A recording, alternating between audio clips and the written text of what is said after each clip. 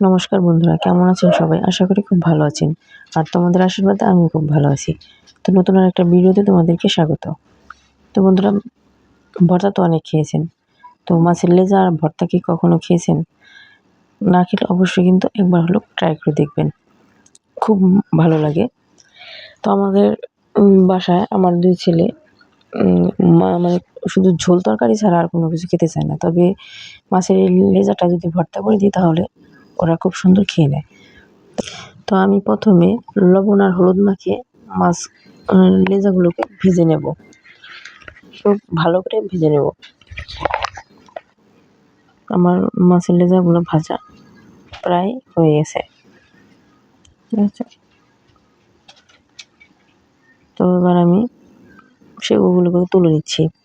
এবার ওই তেলের ভিতরেই পেঁয়াজ কুচি দিয়ে দিলাম। একটু নাড়াচাড়া করে নেব। হালকা একটু ভাজা হয়ে গেলে তারপর দিয়ে দেব কয়েক টুকরা রসুন আর কাঁচা লঙ্কা। তো এগুলো সবগুলো একসাথে মিলিয়ে ভালো করে ভেজে নেব। তো ভেজে তুলে নিয়েছি। এবার মাছের কাঁটাগুলোকে ভালো করে বেছে নেব।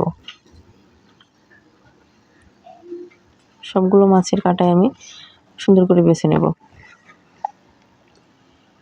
আমার মাছের কাঁটা বাছা হয়ে গেছে।